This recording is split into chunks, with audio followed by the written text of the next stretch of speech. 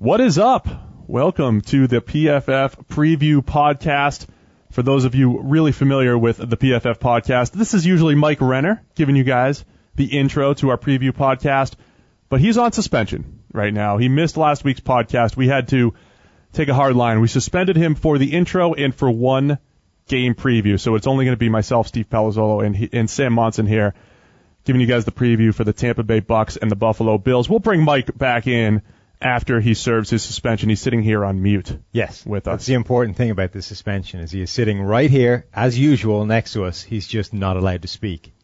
The fun part about this is he told us he had very strong takes about the Bills-Bucks game. Very strong takes that he just needs to get out there, but he's going to have to hold it in because you make your own bed, Mike. I'm sorry. So, Sam, let's get right into it. Your Buffalo Bills here, Tyrod Taylor, superfan, hosting the Tampa Bay Bucks. What are you looking for here in this game? The Bills at 3-2 after a pretty solid start. Yeah, they're not my Buffalo Bills anymore. They were last year, and sorry. that went badly. Now they're just the Bills. I do like Tyrod, but I have no horse in the race when it comes to the Buffalo Bills this year. Sadly, my Super Bowl pick, the Oakland Raiders, are doing about as well as my Super Bowl pick last year did. Yeah, that's all I got to say about that. As for how they're going to get on this week, it's an interesting game because the Bills have been a bit of a surprise team. They've been better than everyone thought they were going to be. Some of that is off the back of Tyrod. Of course, he did then throw the game away last week or the week before, whatever it was, against Cincinnati. In the rainstorm. Yes, in the rainstorm, so we can kind of ignore that because, as we said earlier this week, all rainstorm games are a little bit funky. But that defense in Buffalo has really been the story there. This whole team looked like it was being blown up, rebuilt for 2018, presumably in a future without Tyrod Taylor. But the defense has been completely transformed just by going to that new defensive scheme, by shipping out the guys that didn't really fit it, by bringing in guys like Tre'Davious White at cornerback, their number one rookie, who does fit this scheme, looks every bit a first-round pick, looks like an impressive zone corner. You're getting career years out of guys like Jordan Poyer at safety. This defense looks kind of interesting, and the Buccaneers are going to be without, I think, Jameis Winston, who was dealing with a banged-up shoulder, a sprained AC joint, I think, from last week's game. Doesn't look like he's going to go this weekend. Hasn't been testing the arm an awful lot, so either he's coming out there off the back of a week of not doing anything, or he's not going to be going out there at all, and you're going to get Ryan Fitzpatrick in the revenge game, coming back to Buffalo, showing them what they're missing out on. Isn't every Fitzpatrick game a revenge game at this point? He's going back to all of his previous stops and presumably losing to them. Yeah, so he had his usual kind of up-and-down game in relief in the Arizona Cardinals game last week, almost led the comeback. I think more concerning, the Tampa Bay defense. Carson Palmer had an easy time of it last week, picking them apart. So, they need to bounce back. They have not been great. Vernon Hargreaves, man, a little disappointed in him so far at this point in his career. Does the Fitzpatrick playing, not playing, does that hinder or does that change your pick when you're looking at this game? I don't think so. I think I would lean Buffalo either way, but it certainly makes it a lot more conclusive. Yes. I think, Buffalo against a Jameis Winston-led Tampa Bay might be kind of close. Buffalo against a Ryan Fitzpatrick-led Tampa Bay shouldn't be. I'm a little scared of the whole, before the season, we thought Tampa Bay was a little better. Yeah. We thought Buffalo was terrible. When does that start to revert back to it? I do think the Jameis thing is pretty significant. But Fitzpatrick has the ability to win games in this league. Well, that's the kind of scary thing is that Fitzpatrick and the YOLO style, coupled with Mike Evans and Deshaun Jackson, that could produce anything. Right. I mean, it could produce 5 interceptions, or it could produce an almost unstoppable game where he throws 3 touchdowns, 350 yards, and there's nothing you can do about it. And that's why it's worth watching. So, everybody at PFF took Buffalo, other than Neil Hornsby taking Tampa Bay. I don't know if he was going off injury report or lack thereof, but he's the only one to take Tampa Bay. So Sam and I will both take Buffalo in this game on the strength of that defense continuing what they're doing. And Tyrod. And Tyrod, of course, in Buffalo. With that, we're going to bring Mike Renner back in. In college football, a lot of times guys get suspended for a series, a quarter, a half. You're live, Mike. You're unmuted. You're back, Mike. What is up for all those people who and you're were too loud. Wow, yelling right at us. Fast forwarding through the first game preview because they didn't want to sit through Steve and Sam's monotonous tones. We're back here. This is where you push play. So Let's get right into the Panthers. Are we noting this down so we can put that on the show notes? Yes. For those, put the number where I came in. People are going to want to skip right to that. For you Renner fans. We're going to have to check the analytics and see when people really tuned into this show. I don't think our analytics go that deep, let's just be honest. Panthers travel to Chicago, where they are a 3-point favorite. It is Trubisky's season in Chicago, although early returns on him, not amazing. So he was solid last week. Very, very, very conservative game plan. Zach and I talked about it on the quarterback podcast. Essentially, a bunch of rollouts, a lot of screens, 2 big-time throws when it mattered, though. One in overtime to set up the game winner, and the touchdown that he threw, avoided pressure, nice pass on the run. So I thought last Sunday, more good than bad, but a very controlled effort for Trubisky. That's what we expected from him, though, isn't it? It's what they did in preseason, got him on the move, limited what they were asking him to do. The first week of his professional career was always going to be tough because he was going up against the Minnesota Vikings. What the PFF analytics say is the league's best defense right now. You can check those rankings out on ProFootballFocus.com. Best defense? The best defense in the NFL right now. Really? So that was always going to be a tough ask. Last week was a little bit easier, and we saw him play a little bit better. So there's definitely something to like there, even if they are going to make things as easy as possible on him. Yeah, dude got thrown into the fire. He goes Vikings, Ravens, and now Panthers. Probably 3 arguably top 10 defenses in the NFL right now that you get thrown into right away as a rookie quarterback. If he can go through this without being completely awful, I think that's a win for the Bears. That's a good sign for the Bears, at least going forward. And the Bears have been sneaky good defensively, according to your ranking, Sam? Yes, They have, I think, the 3rd highest ranking in the NFL based on a coverage unit that's been dramatically better than we expected them to be. Kyle Fuller had the game of his career this past week, and guys like Bryce Callahan have played well. Adrian Amos had a pick 6, a great return on a touchdown. Amos is a good player. Yeah, and the front 7 is really good at stopping the run. So if they can just add a bit of pass rush to that defense, it's going to be a really good unit. Yeah, add a bit of pass rush, though, is the biggest thing. What's going on with Leonard Floyd? Why is he not taking the step from his rookie year where he looked good down the stretch to now dominating in his second year? Because people thought, he might struggle right away. He's a little slight. Once he puts on some muscle, all of a sudden, switch is going to flip. He's going to be that guy. I'm starting to have concerns generally with the slighter guys. Slighter built. As I was a Barkevius Mingo super fan. Mm-hmm. Yes. And knowing that he needed to probably add some bulk and all that stuff, I thought that he knew how to play the run well enough, and then as a pass rusher, I thought he just had enough burst and explosiveness to kind of get around it. And Floyd's not even as explosive as Mingo was. So, I don't know. I'm not ready to write him off or anything, but maybe... I am. I didn't like him coming out, so... I'm not writing him off completely, but he's sort of who I thought he was coming out, and that he was... Good job, Mike. Okay. Yeah, thank you. That's what I was looking for. Sam, you want to say good job? I want to see more from Jonathan Bullard, both against the run and rushing the passer, because I expected more out of him, too. Yeah, I know. That 2016 draft class of theirs was it one that we liked, and it's been, just okay, hit or miss so far. Let's talk a little bit about the other side of the ball, though. Panthers, are they one of the top teams in the NFC right now? Sam? I mean, they've looked an awful lot more like it if they managed to beat Philadelphia in that game. Cam Newton, I think, was the big concern there because coming into that game, it looked like Cam Newton was back on track. He'd come through the ugly part of the first part of the season that was ugly, where they were kind of protecting him, not exposing him to the big hits as part of that running game, and letting him try and be this high percentage pocket passer, and it just wasn't working. Then they kind of unleashed him a little bit. You went back to the way Cam Newton used to play, and everything looked good. Then you went up against Philadelphia, and it was a total train wreck. But he was going up against the league's best defensive front, I think, in Philadelphia. So it's tough to know how much of that was just Cam Newton going back in the tank and how much of that was that Philadelphia defensive front being as good as anything he's going to see this year, and it just proved too much for him to deal with. Yeah, some of those throws he was making down the field in that game just really bad. Don't even know what he was looking. And and when it counted the most too in the fourth quarter, just basically heaving it up for grabs at times. So I think defensively, they're a challenging team to go up against as far as the back seven and the way they mix up coverages. They usually make things challenging on opposing quarterbacks. I've had a concern about their defensive front getting old the last few years, and they offset that by going and grabbing Julius Peppers this offseason. Getting younger. A youthful player. Yeah. Getting younger. Their 2002, was it, first overall pick? Yeah, anytime you can add a top 10 pick, you gotta. 8 sacks 8 sacks, by the way. Yeah. Sacks. That's not the issue. Hey, those are the only pressures he had. But so 8 sacks from 16 total pressures. From 16 total pressures. K'Wan Short still doing his disruptive thing in the middle, but Charles Johnson's getting a little bit older.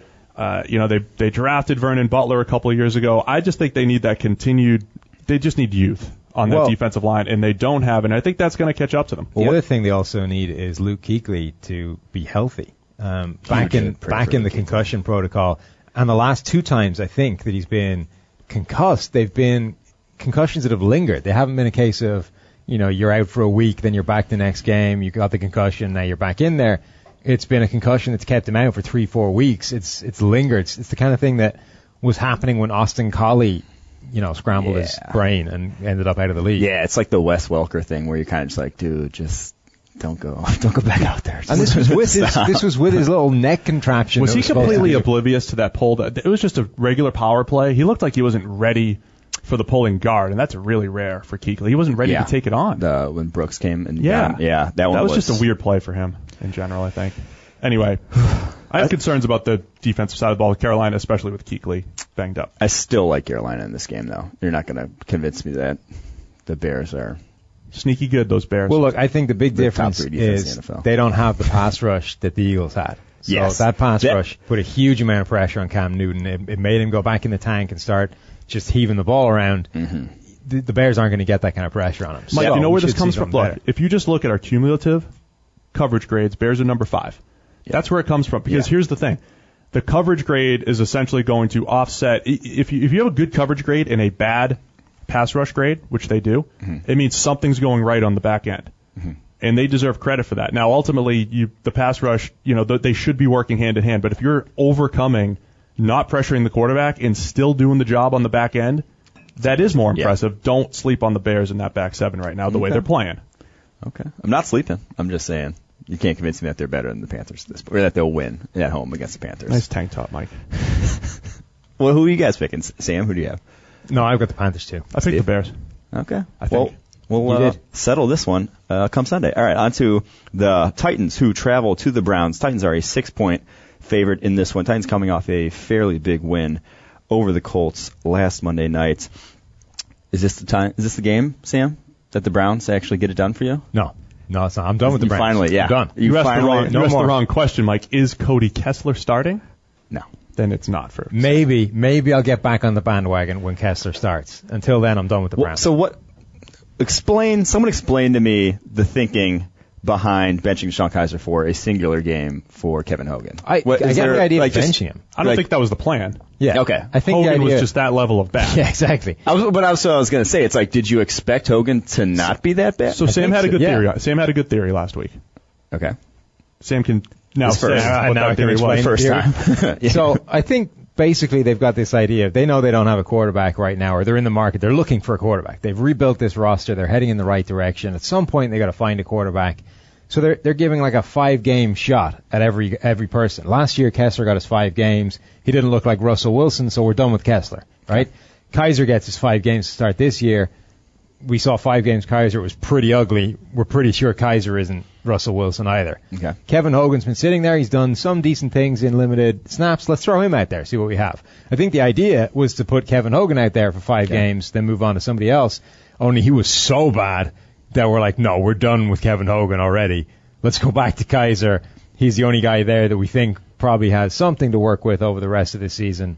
Let's see what's there. Well, it's like I had a really nice plus 1.5 pass in my flag football game last week. Maybe you toss me out there next week. You're always talking about you and your athletic exploits. They haven't seen the tape, Mike. Oh, that's me, Steve? You've got to send the tape to the Browns, otherwise how are they going to be able to scout this? No one was filming. Are you the starter? I might have to. We have a platoon. A rotation? Yeah. Are you the athletic backup? I go in, I play wide receiver for the Hail Marys. That's when I go play the jump balls. All right, enough about me. A terrible league. So what I was going to say, I don't hate that theory by Sam. If you're looking for a quarterback, find a way to to figure out who the quarterback is. I still think you need to see more of DeShone Kaiser at some point anyway, though. Yeah, I do think that the way he was going was not getting any better by him just going out there every week and holding onto the ball forever and taking sacks. I don't think it was. You got to figure it out at some point. Maybe sitting him down, giving him a week to reconsider how he plays quarterback position might just maybe that wasn't was the worst. Maybe that was what it was. But I would like sort of an explanation from Hugh Jackson in terms of, was it just like one game that was always the plan, or did he actually think, hey, Kevin Hogan could be our guy? Right. That's good. It's a fair question. I'm more concerned with what the heck the rest of the team's doing. There's no progress on the rest of the team. That's the worst thing. Their drafts, like, you want to see some signs of promise, and you have Myles Garrett looking like what you thought Myles Garrett was, maybe Larry Ogunjobi in limited time playing well. After that, but Sean Coleman at right tackle is okay, but like, you drafted a ton of guys. For 3 of them to be making an impact over the last 2 years is like, there are teams right now that have 3 from their rookie class guys making more impact from their rookie class just this year that didn't have 30 draft picks. You're still seeing like Greg Williams' defense though. I mean, it just seems random and just not a good. It just doesn't seem like a good fit. They're like blitzing. Guys like Joe Schobert and Jamie Collins. Give the stat, Mike. They're blitzing almost 50% of the snaps. 50%. You said by far the most. The NFL average is like 31. And they have one of the highest blitz rates and one of the lowest pressure rates. And blitzes do lead to more pressures. They're not all quality pressures, but as far as actually moving the quarterback, they do work more often, obviously. And so that's bad. Yeah, so the Browns there's a lot of issues for the Browns. Titans obviously have had their issues on the defense side of the ball, but I don't think it even matters in this one, to be honest. I get the Titans, too. Yep. Yeah. We all have the Titans. We all go Titans. All right, on to the Saints, who traveled to the Aaron Rodgers-less Packers, where the Packers just have not ever stopped the Saints, it seems like, with Drew Brees at quarterback. They are averaging 38 points a game going up against Dom Capers and the Green Bay Packers. Drew Brees is... Do they have any chance of stopping him? Like, they've never stopped him in the past. Is this the game that somehow they do? No, I don't think so. I mean, Brees is playing well, spreading the ball around. When you get Teron Armstead back last week at left tackle, one of the more underrated left tackles in all of football, solid player when he's healthy. Forget solid. I mean, he's a top tier left tackle when he's healthy. But the Saints defense is the story. All year we just kept saying, get back toward average. The last 3 games, they've been average plus. They've been good. Average plus. How about that? So cool. The Saints are a legit contender, sitting at 3-2, a legit NFC contender. They've always run a defense that has been like so stressful on their cornerbacks and secondary. Like, they ask them to do so much, but yet they've never had a defense that's actually had any talent in the back end until now, it seems like, until they have Marshawn Lattimore, who I've said before is already a top 10 cornerback in the NFL, and now Ken Crawley on the other side is playing well for a second-year player who was an undrafted free agent, and they haven't even got Delvin Breaux back yet. If they get all 3 of those guys, you're a big fan of the 3 elite corners, Mike. All of a sudden, that defense paired with that offense, they could make some noise. They're a team to make some noise. They're also finding some players up front that is more than just Cameron Jordan. I don't know how Alex Okafor.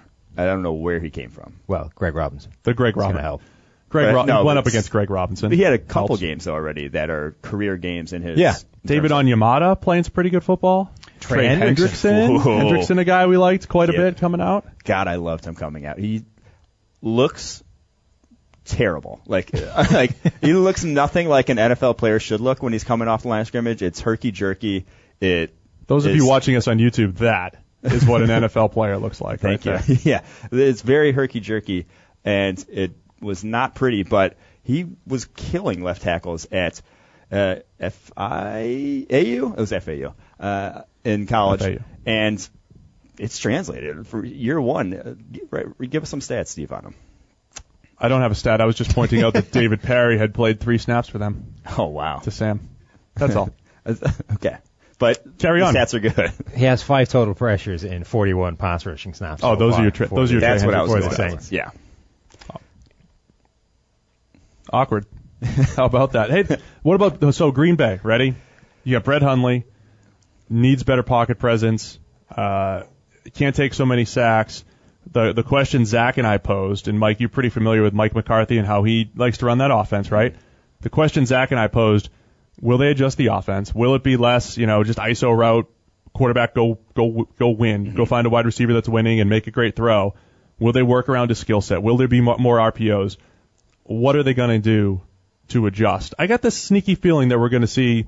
I don't love Hundley as a player, but I feel like they can do some things with him and his skill set. No, everyone has said Mike McCarthy, famous for his stubbornness, his inability to adjust his offense, whatever. But I think this is such a drastic change going from Aaron Rodgers to a guy like Brett Hundley that it would be a just criminal not to completely revamp the offense, not to just rethink everything about the offense with Brett Hundley in mind and what he brings to the table in terms of his skill set. I think you just have to utilize him as a running threat. He's a guy who ran a 4.6 340 at the combine. He is a fantastic athlete for the quarterback position. You have to use that as a weapon because everything's on the table right now in terms of ways to win offensively because you don't have a guy who can do it all on his own anymore. You have to. They never tried to scheme to win with Aaron Rodgers. You have to scheme to win here with a backup quarterback. And I think in the past he's sort of done that. I mean, he got a big game out of Matt Flynn against the Lions. He got a big game out of Matt Flynn against the Cowboys a few years back when they needed a win. So, but they kind of ran.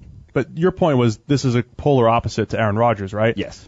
Tolzien, not that they're Aaron Rodgers at all, but they were. Well, not they a polar kept opposite, a similar. But just has a skill set that you can utilize in addition. They kind of ran the same offense with Flynn and Tolzien, though, for the most part. They are going to be in better shape, though, now they're getting their tackles back. You know, Bakhtiari back in there, Brian Bulaga back in there. If they can get those guys healthy again and start getting back towards having one of the better offensive lines in the NFL as opposed to one of the worst ones, that's going to make life a lot easier for them. Quick name to watch in this one. Kenny Clark made the team of the week last week. Interior defensive lineman for Green Bay. Last 4 weeks, been one of the better players in the league. Monster game last week against Minnesota. Their 2016 first-round pick. See if this is the turning point in his career. Because, man, he's been looking really good last few weeks. Yes. All right. I still like the Saints just because of what I said in the intro. Yep. They don't stop. I'm with you. I took the Saints. Yeah. That and Brett Hundley. I like the Saints to cover as well. All right. On to 6 points, Brett. On to the Jaguars, who travel to the Colts. They're favored by 3.5. Colts have looked all right offensively with Jacoby Brissett, but it's still the Colts defense that we know and love, and they still crumble under any sort of opposition. Yeah, now he's going to get a ton of pressure because they're going up against the Jaguars defense that is as good as anybody at getting pressure. They also have the best cornerback tandem in the league. Those two guys giving up a pass rating worse than just throwing the ball away every single play. Couple those two things together, and it's going to be tricky to see how Jacoby Brissett can actually play well in this game. You know, he might have a play or two here and there, but over the course of a game, there's no way he can perform as well as he should need to, given what his defense is going to be giving up. Yeah, I think we've all agreed Brissett's looked pretty impressive for low expectations. I'm not ready to jump. Monday night was funny. The typical Twitter response. He got like 2 good throws early on, and everybody's already concocting trades for him next year for top round picks and stuff. And it's like, all right, that's a little much.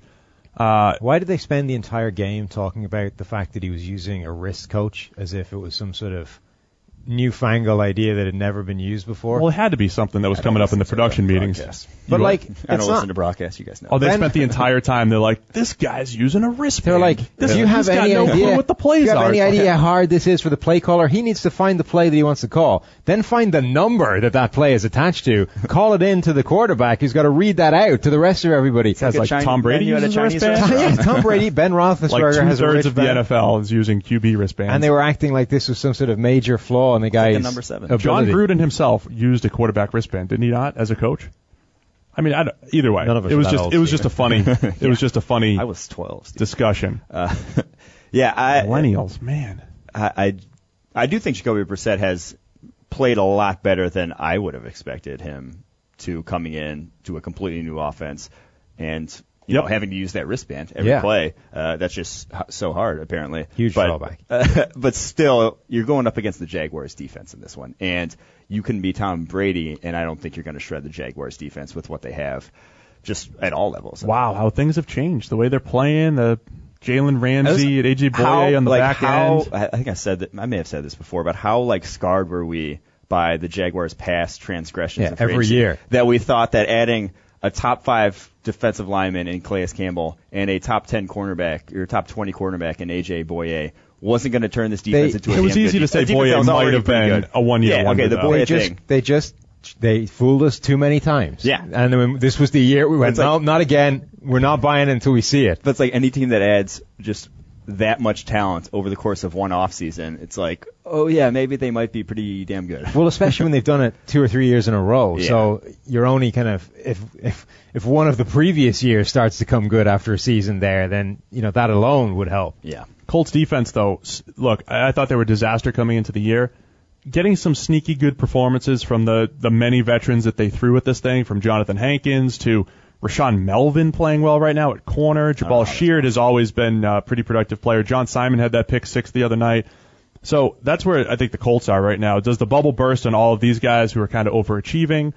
Or do you just give them a little bit of credit and say, hey, they've grabbed all these street free agents, mixed in a Malik Hooker in the draft who's shown a ton of promise that we expected on the back end. I just think they're kind of an interesting defense the way they've overachieved to this point, and I did pick them to win. It was an odd strategy in that it would have made a lot more sense if they had Andrew Luck. And with this defense, this team would look a lot better on paper, I'd say. I mean, why would that change? The only thing that changes this is like the quarterback. they would feel like Andrew Luck. Oh, record-wise. Yeah, record. Record-wise.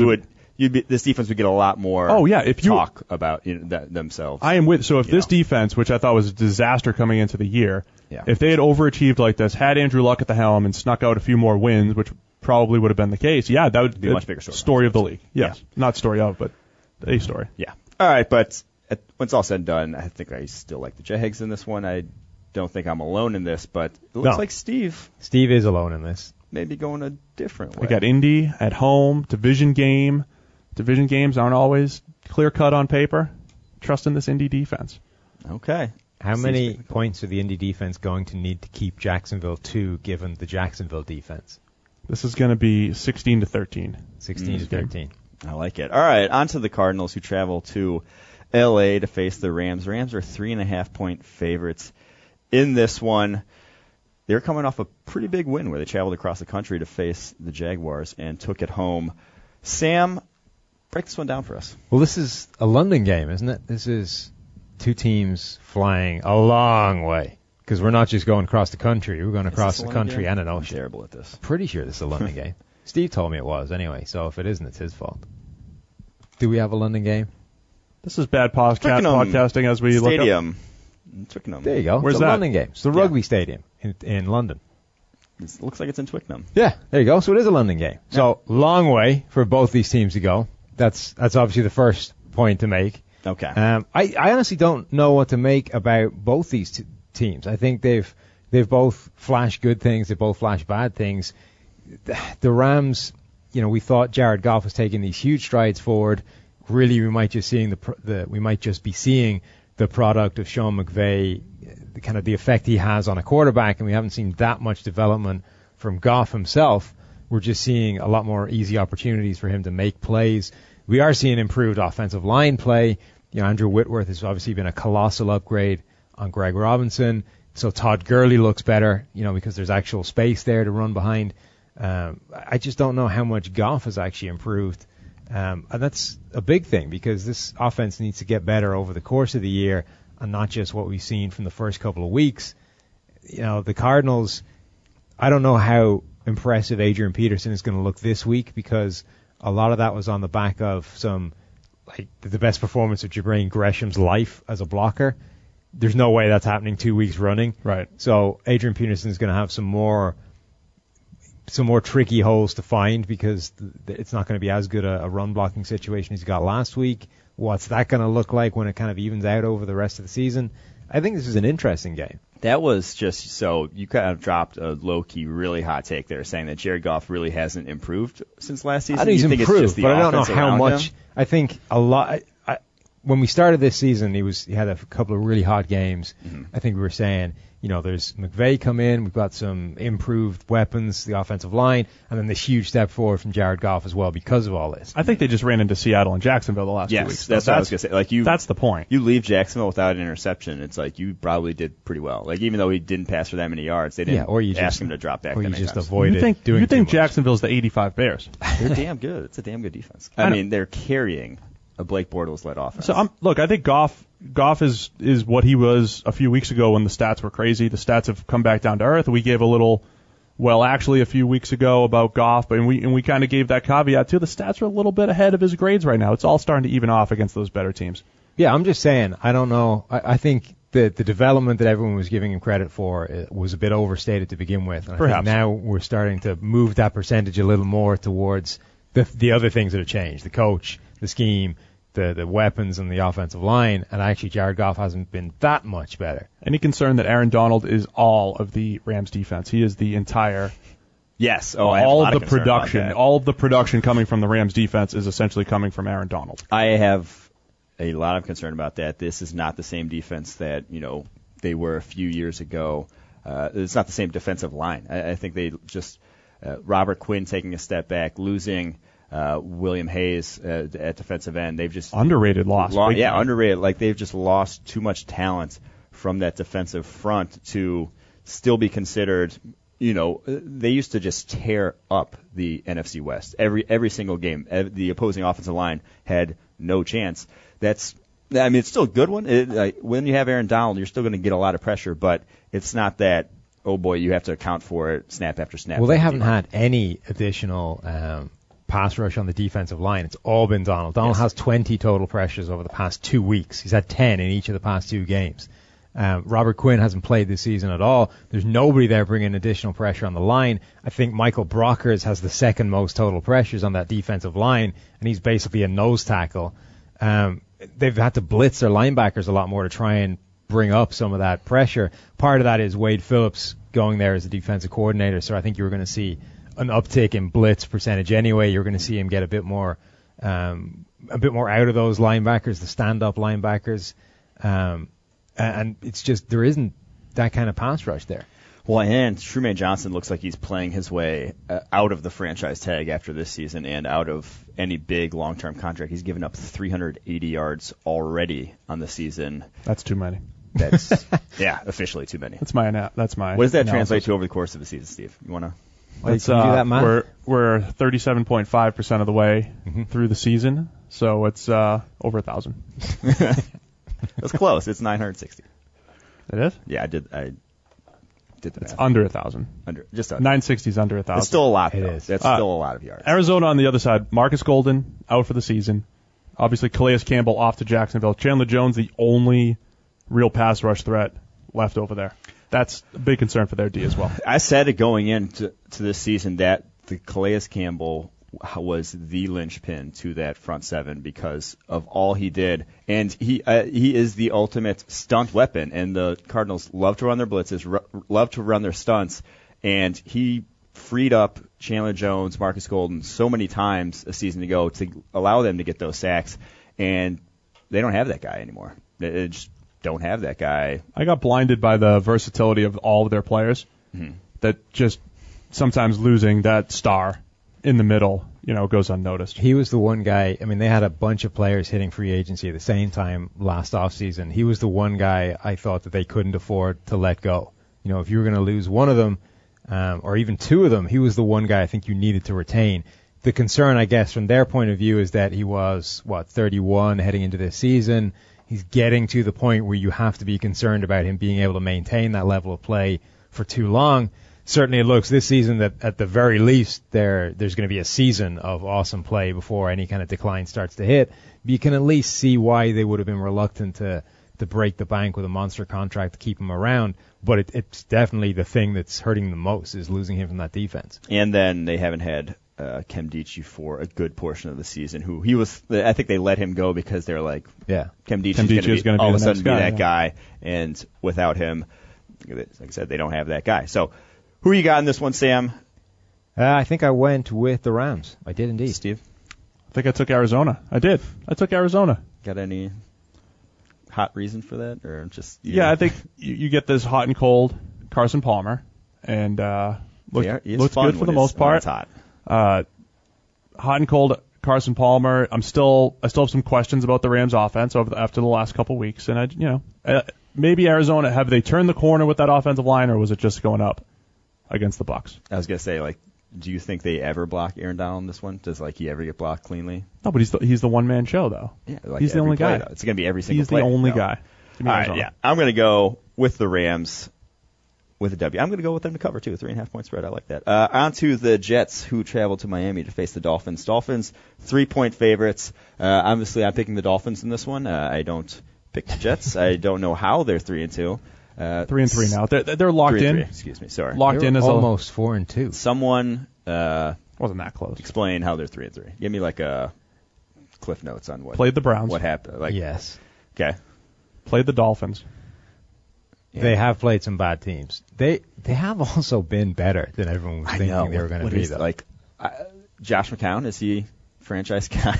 No. Is that the quarterback of the future? But he's played okay. I mean, Josh McCown was terrible before. Now Josh McCown has been okay for most of the season. This is going as badly as you could possibly expect for the Jets this year. You're starting a guy like Josh McCown, who you know is not your franchise quarterback. You know. Yeah, but he's capable of good play. But he's playing out of his mind. No, he's not out of. This is the. This I'm is the saying, thing like, now. but you're getting a terrible draft. Yeah, the pick. tank job is going badly. It's like your draft pick is not going to be nearly as bad as you thought it would be. Is this weird? There are 2 games this week that will now be the second division matchup: Jets, Dolphins, Redskins, Eagles, and we're in week 7. The division. They're done. Yeah, some of the divisional matchups are crazy. I mentioned the Atlanta Falcons. The Atlanta schedule, one, right? How they play all 6 games in the end. last 8 weeks of the season. Yeah, so like when you're going back through, the Jets have only played 6 games. One of them was against the Dolphins, and now they're playing the Dolphins again. Yeah, that's that's that rare. Turnaround is NFL look into that stuff. Dolphins completely laid a dud. I'm in this whole like Dolphins are a roller coaster. Just for video right now, is this posing? I'm on the worst. I'm on the worst stool here. Yeah, I did this last week. I like to stand stool up. has padding. I'm going to do the rest of this with my head cut off. My stool is shot. just wood. This is awful. That's the high stool that Sam needs. That's the stool that I have to sit on every Monday to avoid me looking like 1.5 feet shorter than Steve. This is fantastic podcast. Little inside baseball for the Actually fans. Sam is on a much higher stool than I am. And now between Steve looming beside me and then standing up at periods in the podcast and Mike doing like squats next to his uncomfortable stool, this entire podcast appears designed to make me look like I'm 4'5" in the middle. All right. You guys need to check out the YouTube version of this just to see how we're aligned. All right. Back to the game where the Jets are taking on the Dolphins. Let's go to the other side of the ball. And Miami, they're above 500 also. They are not a bad team. Like they've outperformed expectations a reasonable as well. Front. William Hayes. And I was going to say, where are they? How are they doing this, Sam? Well, they have a decent defensive front. Cameron Wake remains freaky. He is. He's always been one of the best pure pass rushers in the NFL, but he's been good enough that he's able to do it against good players.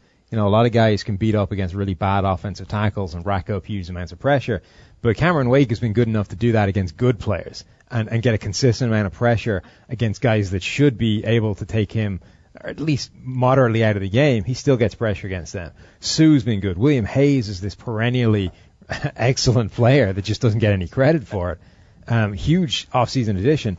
And Lawrence Timmons looks reborn in a scheme that doesn't ask him to do crazy stuff like covering Odell Beckham Jr. on a 50-yard crosser deep down the field. Suddenly you put him in like a regular scheme, and Lawrence Timmons isn't quite done. So I think this defense, I mean, the coverage on the back end is obviously still a question mark, especially sitting down Byron Maxwell. But I think that the front seven is actually a pretty good unit. Yeah, they finally, and I think the biggest improvement for them has been on run defense. In the years past, you could just roll through that front four because they were so aggressive, so hyper-aggressive getting up the field. You could get those guys out of their gaps, trap them and whatnot. But William Hayes, legitimately one of the most underrated players in the NFL over the past 5 years. He has probably been the biggest difference on that defense because they went from guys like Mario Williams last year and Andre Branch, who weren't good run defenders, to now a guy who is one of the best at the position in the NFL at defending the run. And soft edges in the run game are bad for your entire run defense. That affects more than just you on the defensive line. That affects the linebackers, how they feel, how the safeties feel. William Hayes is much better. It's just such a big improvement that I think it's had a ripple effect through that entire defense. William Hayes, MVP. Because if the Rams, I was gonna say, am I talking defensive MVP here? The Rams defense has taken a step back. The Dolphins look much better across the board up front. Charles Harris starting to show some of that pass rush ability that he was drafted for over the last 3 weeks. So they're starting to come together. They are very reliant on the front seven, though. Mm-hmm. I don't know how much Lawrence Timmons can keep it up. The back seven you already mentioned, Xavier Howard having that We thought he was a boomer bust type of prospect, right? You were like, some plays he looks like Richard Sherman, other plays he looks like he's never played corner in his life. He's on the bottom of the roller coaster right now. So there's still questions on the back seven, but that defensive front feels like they're going to be in every game because of them. So that's where I am. And I think in this game they will be not just in it, that they will win it against the Jets. Ooh. Steve, who do you got going this one? Well, I got Miami.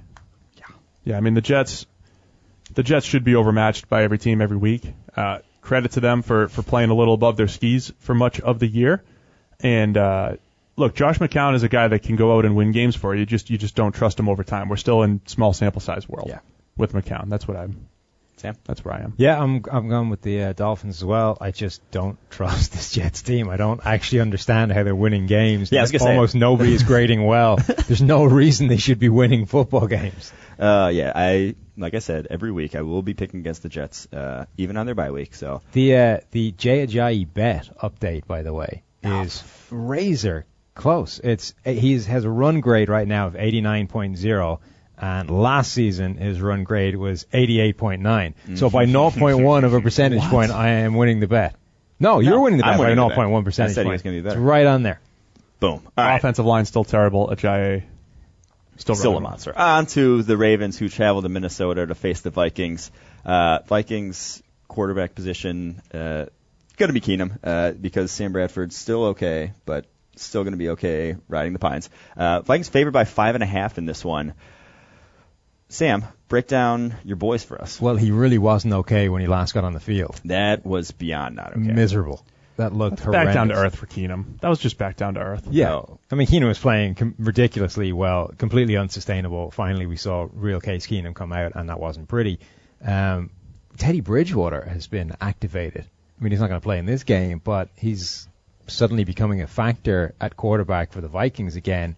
At some point this season, they're going to actually get him on the field, you would think, because it's sounding like Sam Bradford is, like properly broken, not just regular kind of something's wrong with Sam Bradford as it usually is. When we were talking, this might actually shut him down long term. And Case Keenum there's going to be more games like last week for Case Keenum that are going to make you want to put Teddy Bridgewater on the field. Plus, you've got to get the idea of we actually need to find out what Teddy Bridgewater is at some point this year before we have to deal with contract situations and that kind of thing. This Vikings team, though, it's set up pretty well for a quarterback not to have to do that much. It's got a really good group of receivers, though Stephon Diggs is dealing with a groin injury, which could be a major thing if he's not in there. There's a lot of guys on their injury report. Quite the injury report that I'm looking at right here. Stephon Diggs is the big one, though. He's a groin injury. It's not supposed to be as serious as the last one he had, but it's the kind of thing that tends to keep a receiver out for a few weeks. Groin is a specific muscle group to receivers that tends to be important. If that's not 100%, you can't cut, you can't do any of the things that makes him such a great receiver. So I think that's a real key injury to watch heading into this game. If they do have Stephon Diggs, they can get something going against this Baltimore Ravens team without expecting Case Keenum to win the game for them. If they don't have Diggs, I think they're in trouble because that Ravens defense is good enough at all levels that they're going to struggle to get too much going. And then it's going to come down to what that Vikings defense can do against Baltimore, which again should be advantage defense, and you end up with this low-scoring, relatively ugly-looking game. I was going to say, do the Ravens score? Did the Ravens score in this one? Yeah, I think it's going to be tough. That offense. Are the Ravens the worst offense in football right now? Honestly, Miami's up there. Yeah, Miami is up there. Miami is up there the way they've been playing. Flacco doesn't have a ton of weapons to throw to. Even if he does, he's just not the same guy the last couple of years. He's not even aggressive. This showed up on film all last year. He's not even aggressive at times where he needs to be aggressive in trying to drive the ball down the field. He's not even throwing his underthrown pass interferences. I know. That we need from him. At what point did the team start to question his position? It just seems like no matter how bad Flacco plays, he's the unquestioned starter, and they're not even sort of talking about the future there. It's just Flacco's team. This is Joe Flacco's our quarterback. Like, at what point do you say, hang on, how bad can he play before we start to look for a new quarterback? It's a good question. They really haven't addressed it whatsoever. Like, can you be objective? They don't even have a guy in the works to develop. Like, they had Ryan Mallett, who was not they're not even a small. They're not even taking like a flyer on a guy in the 4th round. And we say this all. So now, because they have so much locked up in Flacco, do they have to use every pick to build around him?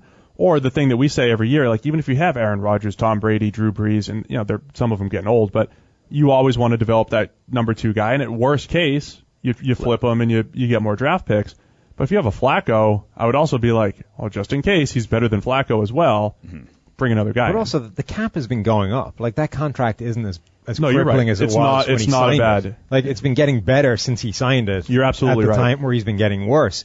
And they don't appear to have done anything to even consider the future. Like, even just what happens if he goes down. Never mind, the fact that he's playing terribly. There's no kind of backup plan there in Baltimore at all.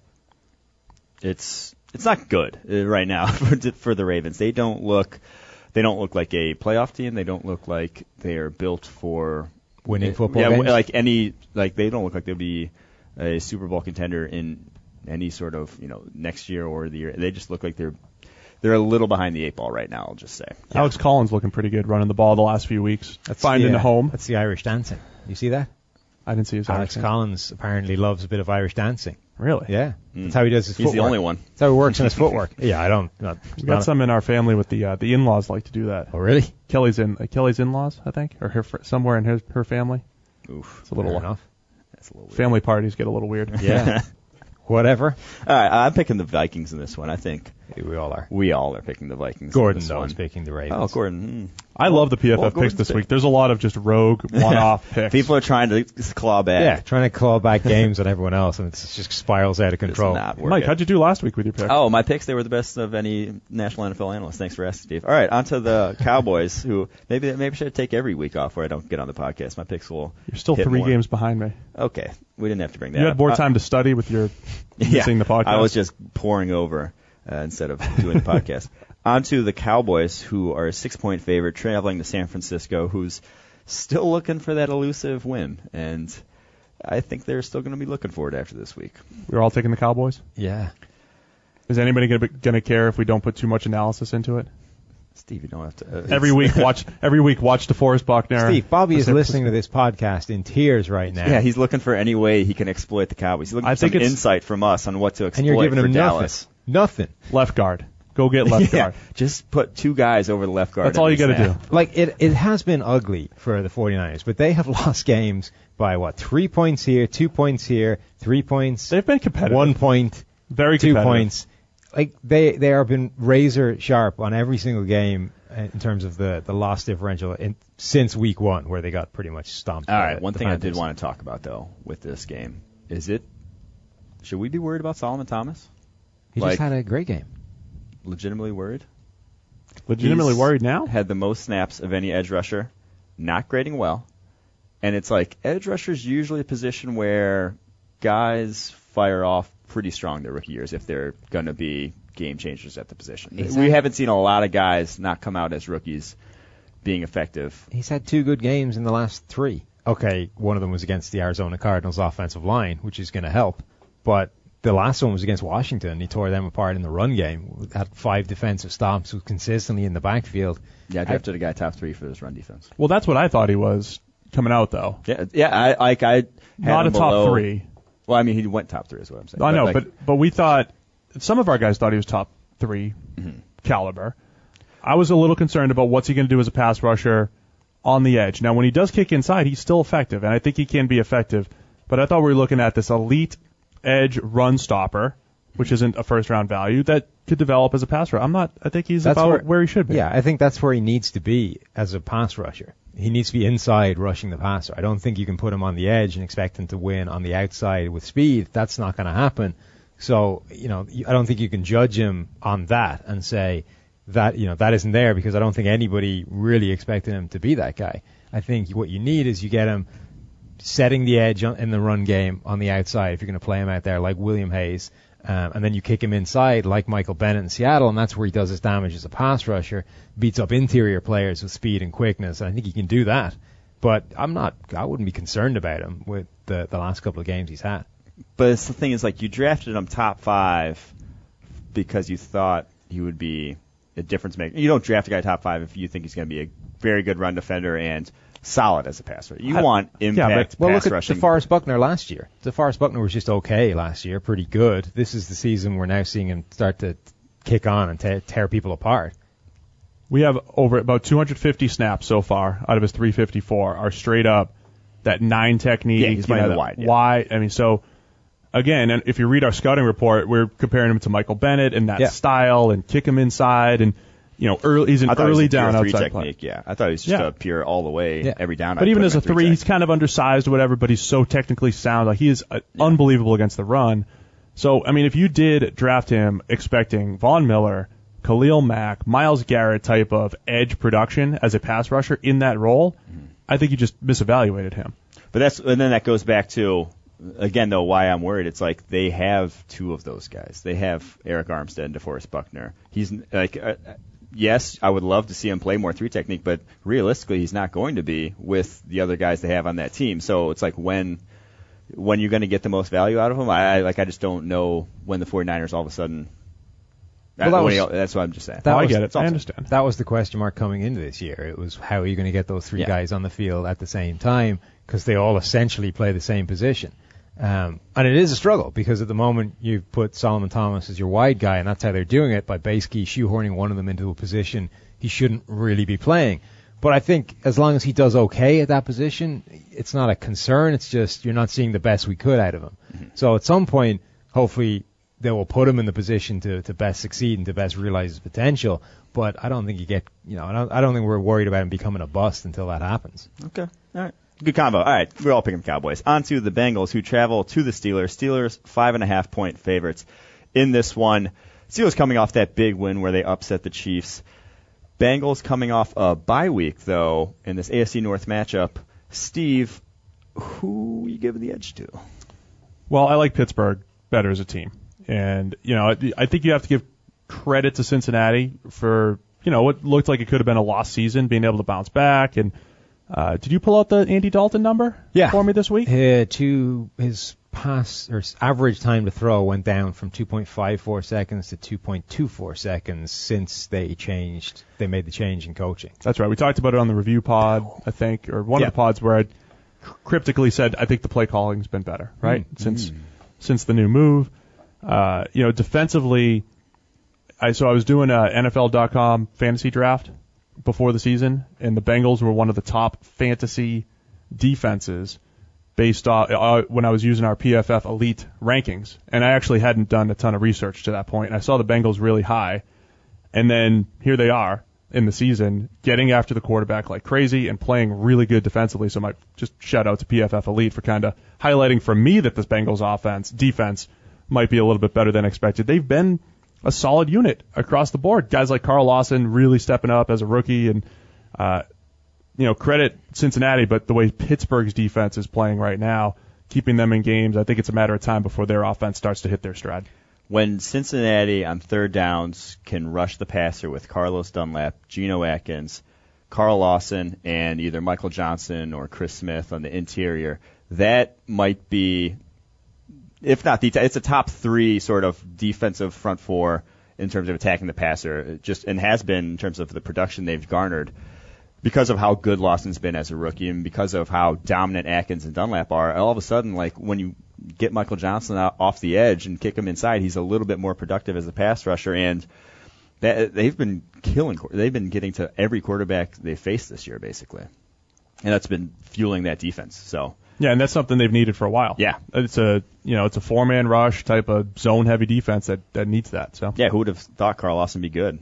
We had no idea. Yeah. Ranking him as first-rounder. 4th rounder, crazy. No, but I actually think the Bengals win this one because I love what that offense has been since they made the change. I think the quick passing game can not exploit necessarily the Steelers' defense, but is an effective way to attack it. It's not going to, I don't see Andy Dalton throwing the game away with what the Steelers bring to the table defensively and their offensive game plan. So I think this one will be a low-scoring one. I think it'll be close, and I think the Bengals come away with it. Steelers 10% man coverage in your article this week? 10-point-something%, which is less than half of the next lowest team. The next lowest team is over 20% in terms of how much man coverage they run. They've played the worst slate of quarterbacks, I think, of any team in the NFL. So I was going to ask you that. So last week I said, look, the Steelers play some funky defense as far as the stunting, the blitzing, a lot of stuff that they do. They're getting good play from Cameron Hayward and Stephon Tuitt up front. I mean, they've got some players playing. Ryan Shazier's playing maybe the best football of his career, even though he looks completely lost sometimes. He's Ryan Shazier. That's what he does. But do you believe in the Pittsburgh defense?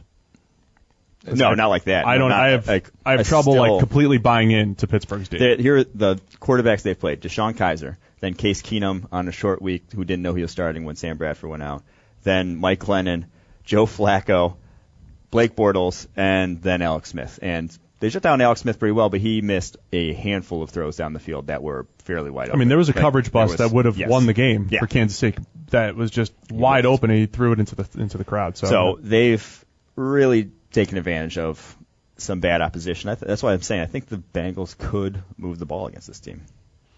Yeah, I could see it. This is one of those teams are trending. I think that 5.5 point spread is at least crazily high. All right, so I took Pittsburgh, but I could see, you're saying, teams are trending, Cincinnati's trending in the right direction, and they're not as bad as maybe their record might show. The one thing I think that was interesting about Pittsburgh this past week is the offensive line looked way better than it's looked the rest of the season. Villanueva was destroying people in the run game, just murdering guys, and had pancakes all over the place. That was the best Marquise Pouncey I think I've ever seen. He actually looked like the Pro Bowl, All-Pro type center that everybody's always pointed him out to be. DeCastro is as good as he's been all season long, which is the best guard in the league so far. If that offensive line is rolling like that, that makes things a lot easier for Le'Veon Bell, who was back to being Le'Veon Bell, who was able to use that hesitant style, the kind of patient stuff behind the line of scrimmage. It did open up runs. And he broke 10 tackles, I think, in that game. He was just getting a huge amount of yardage by himself after those holes opened up. So if that Steelers offensive line plays as well as that this week against the Bengals, I think that will go a long way towards kind of blunting that Cincinnati defense and actually letting them get something done on offense. But, same thing, they had as good a run game as you can possibly imagine. Only 19 points. It didn't lead to incredibly productive offense. So, like I said, I'm picking the Bengals. You guys, I think, are picking the Steelers. We'll see how it goes Sunday. On to the Broncos, who travel to LA to face the Chargers. Chargers favored by 1.5 in this one, if you can get the line, because Trevor Siemian's still maybe a little banged up with the shoulder. And I'm going to go with the Chargers, though, because I pick them every week, and this is the time that they pay off for me. They are the team that I thought that the past few weeks they've looked like they are who we thought they were. Well, that's my excuse. Yeah. That's what I keep asking Sam on every pod. When does your preseason when can I expectation when does it run out? When do you just be I was completely wrong? Yeah. Or when do you revert back? And the Chargers are starting to revert back to we thought that they were going to be good. The Siemian thing, though, I just think there are certain teams that are bad matchups. The more you watch him, it's those too high cover 2, Zach and I call them the 2-4-6 teams, PFF terms. You cover 2, 4, and 6. Split safeties. Where you're missing it up. Exactly. Thank you for explaining it so simply. Your split safety teams. So that was the Giants. Yeah. Last week he struggled. It was the Bills a few weeks ago. He struggled. The Chargers are the opposite. They're more a single high team, and he'll have more one-on-one opportunities. So I think there might be a bounce back from Siemian here. But I still like the way the Chargers are trending back toward what we thought they were. And the Broncos also kind of trending back toward what we thought they were, because we called for this regression. Both sides of the ball had some question marks, and I think we're starting to see that. Yeah, Trevor Siemian is just not a quarterback who's going to protect the ball every game. He is a guy who will put the ball in harm's way a good deal, and that's why I didn't think that this offense was going to be that good, and I thought it was a team that wasn't going to be contending for a playoff position before the season. But if he can protect the ball against the Chargers, you like the Broncos' chances when that's the case. Also, this Chargers team and their revival, it's by beating what was a winless Giants team at the time and getting 17 points against a terrible Oakland defense, which it turns out was good enough to win that game because Derek Carr is terrible this year. I don't know that they're quite that good at this point, despite a 2-game winning streak. They did. They won those games. I'm just questioning how impressive a feat that was. I'm pretty impressed. Yeah? I was very impressed. I don't know, though. The Chargers offense, Phillip Rivers still looks like, even with a little improved offensive line, it looks like we're not really ever going to see the guy we saw back in, I don't know, since like 2011. He just is. I don't think he's ever going to get back to that form. I think all those guys are physically on the way lost. down. Yeah. It's our weekly thrashing of the 2004 draft class. Let's call them all done. They're all done. Eli's been a little bit better No, he's done. than we expected. Yeah, but everything else around him sucks, so we can still call him done. Rivers still anticipation, dig route, and a couple corner. He still had some big-time throws that led them to victory down the stretch. I don't have as much faith in Phillip Rivers either, but right situation, right week, he can still get it done. Mike Williams was back last week. He's should be playing more this week. We'll see if that makes an impact. I'm picking the Chargers, though. Did we all take the Chargers? Did we all jump off Denver's bandwagon here? No. I've gone Denver. Has gone Denver. They've already won once against the Chargers. The home road thing doesn't work here because I don't think the Chargers have any kind of home field advantage here. No. Whatsoever. On to the Seahawks, who travel across the country to New York to face the Giants. Seahawks 4.5-point favorites in this one. I already bet the Giants line because that seems like way too many points against a legitimate. The Giants still have a good defense. The Seahawks still have the worst offensive line in football. This is still an East Seahawks Coast offense game. They're still traveling across the country, and the Seahawks offense just is a liability at this point. A straight liability? They still have Russell Wilson. I know they still have Russell pressure. Wilson, but it's liability. Oh, Sam, do you have your Russell Wilson number handy that we did have dug up for us? The pressure? No, I don't. Well, your theory was essentially proven right. I need the exact numbers on it, but when he gets pressure, 40% of the time? 45% of the time. If it's over 45% of the time, he's bad Russell Wilson. If it's under 45% of the time, he's good Russell Wilson, basically. I think that's every quarterback in the NFL, though. Yeah, but the line is specific. The kind of the 45% area. Like any quarterback who's getting pressured more than 45% of the time is always going to struggle because that's just a horrible amount of pressure. But Wilson is always hovering around that time because the offensive line is so bad. So it's a very specific kind of area for him that, when that line can buy him just a little bit of time over the course of a game to get below 45, you get the really good Russell Wilson that looks like an MVP candidate. And then when it just the regular offensive line shows up and they just get torn to pieces, you get over 45%, and Wilson just has those games where it looks like they're never going to score. I loved watching this Giants defense the other night. That did feel like last year where they had so many games where they just made life so difficult on quarterbacks. Every throw was challenged, and that's what it felt like against Denver. Even a lot of the completions were just tight window throws, had to be perfect.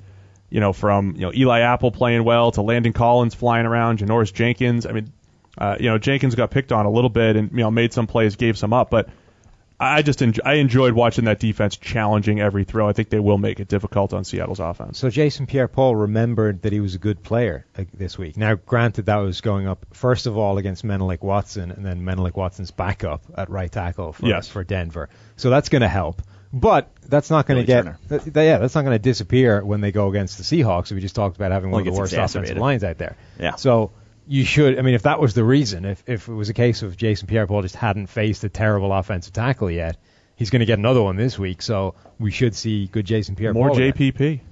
Yeah, I'm going Giants. I am picking the Giants to win back. Are you the lone wolf on that, though? There's a lot of lone wolf games. He is.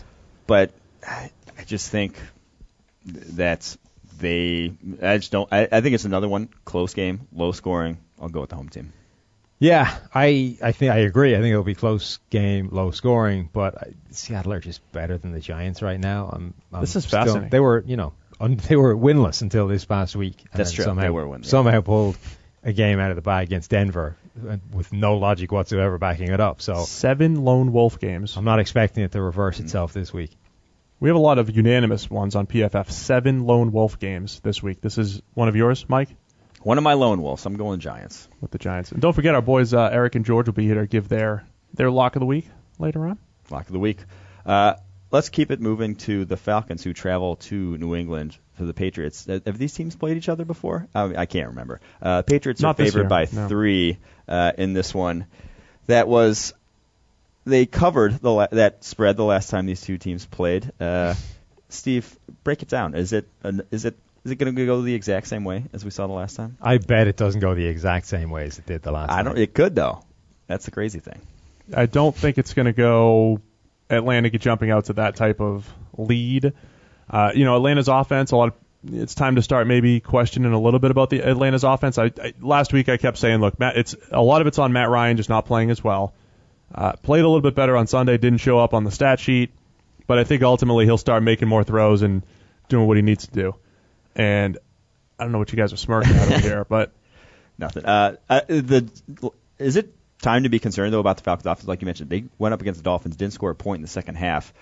That just seemed that'd be unfathomable a season ago for them to disappear in the second half, right? I just don't think that they're as bad. They're not as bad. There's another Super Bowl throwback joke. But are they like? Wow. Poor Falcons fans. They're all going to turn this thing off. No, but like, is it what is the? Is it just that they lost Kyle Shanahan, or are there other issues with this offense beyond that? I really think it's Matt Ryan. He's always been an above average quarterback, a top 6, 8, 10 quarterback every single year of his career. Last year, top 3, right? Mm-hmm.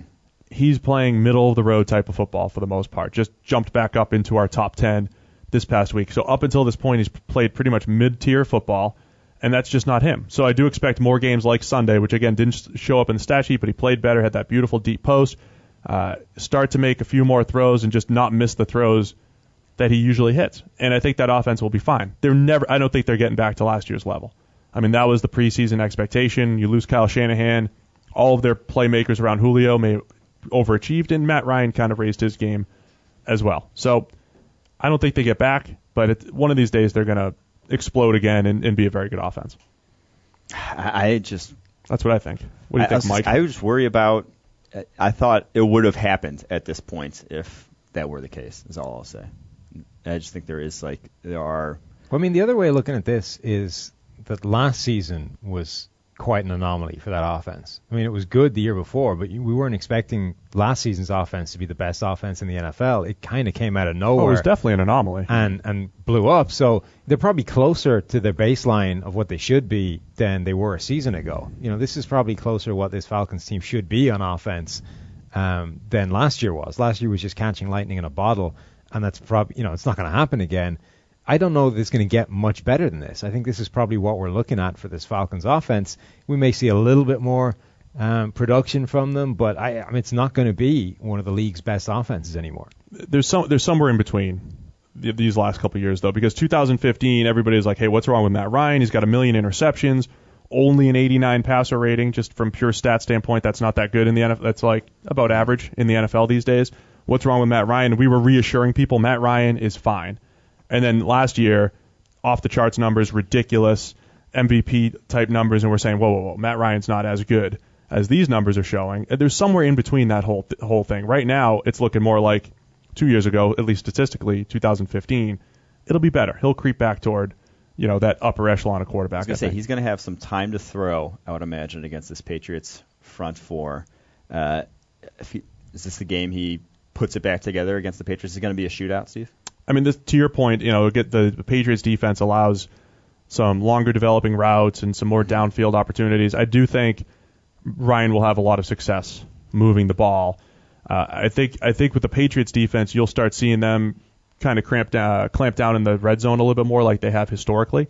And so I think that's what the New England defense ultimately becomes in the second half. That team that's going to give us some yards but maybe make it, in a game where they're not really controlling the game, but if they make just enough stops, that's what this game kind of feels like.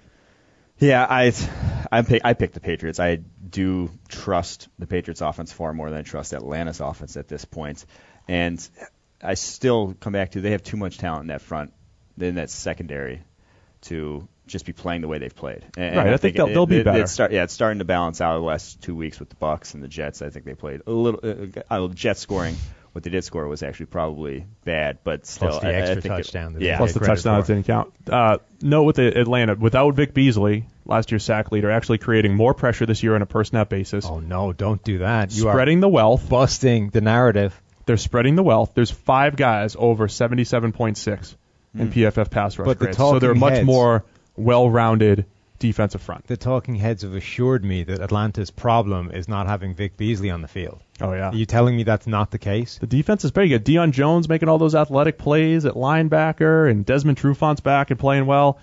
Robert Alford kind of struggling a little bit, so something to keep an eye on there. But, yeah, Atlanta's defensive front, Sam, the talking heads They're wrong. Oh, wow. All right, I picked New England, Sam. Yep, same. We all took New England. All took New England. All right, on to the last game of the week. The Redskins traveled to Philadelphia to face the 5-1 Eagles. Eagles favored by 5 points in this game. Are the Eagles the team to beat in the NFC? Sam. Yeah, Break I it think down. so. I mean, we talked before, this Eagles team, they're a bit like the Jaguars in terms of every single year we were kind of expecting them, because of that roster on paper, to be really good, and they kept letting us down. And this was the year most people jumped off that bandwagon. I'm led to believe you were never on it in the first place, so you're okay. Which bandwagon's this? This Eagles I told preseason them- hype train. I was 100% on that bandwagon. Were you? I wrote that they're the team, they're going to be the most improved team in the NFC. Oh, okay. So, but you haven't been on it before, that's what I'm saying. Oh, no, yeah. I always pick Yeah. I didn't pick them last year. So most people have been on that before. This was the year that they're actually coming true, because they fixed the wide receiver issue. You know, the offensive line, probably the best offensive line in the league this year. Carson Wentz looks so much better off the back of that.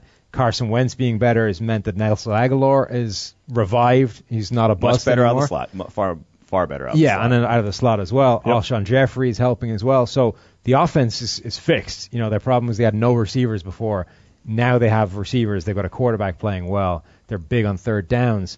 The defense has always had a really tough front seven, but they haven't been able to stop anybody on the back end. We thought that was going to be resolved by the trade for Ronald Darby. Darby goes down. It looks like that's going to be a problem again. At the moment, it's kind of being held together by the play of Patrick Robinson, which is kind of come out of nowhere. But as long as that holds up, they're in pretty good shape, because like Jalen Mills is getting relentlessly targeted, but he's doing okay given how much they're throwing at him. So if Robinson stays anywhere near this level of play, the defensive front is so good that they're able to hold up with everything else. If Robinson regresses badly and we start seeing bad Patrick Robinson come out again, then I think you've got much more problems, because suddenly you can light up that secondary and it doesn't really matter how much pressure they're going to get, because you can just pass the ball over their heads. But until that happens, I think this is the best team in the NFC. Yeah, how smart do we look for calling the Eagles the number one line heading into the season? We took a lot of flack We for still that. do. From Still Eagles do. fans. And LeGarrette Blount's averaging 5.6 yards per. Like, they are. From Eagles fans. They were so mad Yeah. that we said that their offensive line was good. They legitimately are dominating pretty much every front they go against. And they're going up against a front in the Redskins who, without Jonathan Allen for the rest of the year, That's such a bummer. which is that kills me. But that hurts. also kills the Redskins defense, because it had been they had, I'd say, outperformed expectations up front. Everyone remembers how they dominated that Oakland line in prime time. But without Jonathan Allen, you're going to take a little bit of a step back. Yeah. You really would have wanted him in this game. Huge loss. It's still going to Washington for a second in their offense, and Kirk Cousins has played a little bit better the last few weeks, at least statistically, off the charts statistically. He's still in a big prove it mode for me. I still don't know what Kirk Cousins is, or if he Rich. He's very rich. He is very rich. He's franchised multiple times. It's a huge prove it game for him, because even in the years where he has been good statistically, it's been all right. Last year the game's on the line, playoffs are on the line. We're going up against Carolina. Didn't really play a great game, So this is one of those games and one of those weird, rematches already. I mean, don't we kind of know exactly what Kirk Cousins is? The problem is it just isn't what you're comfortable handing $70 million contract to. Well, no, because here's the thing: whether it's on him or not, the end result, the stats, I'll keep ending up really, really good. Mm-hmm. And so, like, PFF grades aren't working out great, other metrics aren't working out great, the end result's working out great. So it's either they are that much better at scheming, they have these incredible playmakers, or there is something to what he's doing there. And so I'm either just waiting for him to kind of match up with the grades a little bit more, which is a regression that needs to happen, or maybe he is the guy, because he keeps getting the job done as far as just pure moving the ball Well, the other and thing making is, plays. even when you're playing badly, you're going to put up a lot of numbers. You know what I mean? Like, you can put up some impressive-looking cumulative statistics. I'm not talking by about having yards. I'm some just talking extremely about bad avoiding games. interceptions, and he is taking care of the ball overall a little bit better, and he's playing better in the red zone now after a disastrous week 1 against Philadelphia. He was terrible in the red zone, which is what killed him last year. Terrible red zone interception. He's been much better over these last few weeks. I know. I'm just saying that there's ways you can warp the statistics without actually playing that well, and part of that is what he's benefiting from. But I think Kirk Cousins is a good, not great quarterback, and he's going to have stinking games every now and again. And the Eagles' defensive front is good enough that they are going to make most quarterbacks start to look like the worst version of themselves. We saw it last week with Cam Newton. That was the worst Cam Newton you're going to see. I think we're probably going to see exactly what they did to Kirk Cousins again in week 1. We're going to see the worst version of Kirk Cousins come out because he's going to be under pressure all of the time. And that week 1, he was under pressure 20 times over the course of the game, 20 of 47 dropbacks. And when he completed just 40% of his passes, threw for just 67 yards and a passer rating of 48.5. So when the Eagles bring that amount of pressure on you, there's not much you can do about it. Yeah, the Eagles should be fully healthy along that defensive line. Jernigan and Fletcher Cox should be playing. And then on the flip side, though, Washington going to be without Josh Norman most likely and could be without Bashad Breeland, which at that point it's like top 2 corners. Any defense is going to struggle without their top 2 corners. I just can't see how the Fletcher Cox destroyed Trey Turner last week. Like, Trey Turner is a good right guard. Right into Cam, leading to the ball popped out. Not just a good, interception, but a powerful right guard. And Fletcher Cox drove him back like it was you trying to block him. That was great. I could probably block Flip. I would cut him. Yes, you would have to cut him. It's a long way down to cut, though. I might be trouble. I don't think you'd hold up well against Fletcher I'm not sure Cox. you'd be quick enough to even get down there before he picks you up. So Philadelphia's pretty legit. We're all taking Philly? Yeah, I'm taking Philly. It's a 5-point spread. I might even, at the end of the day, take them to cover that one. So that is it for us, though. We previewed all the games except for maybe Thursday Night Football. We might have missed that. But you didn't preview the first one. And I didn't preview the Bucs. If you want my takes on the Bucs Bills, well, just hit me up on Twitter. I'll give you some takes. I'm always down to give takes. But yeah, follow me on Twitter, PFF_Mike, PFF_Sam, and PFF_Steve. That's it for us. We'll talk to you again next week.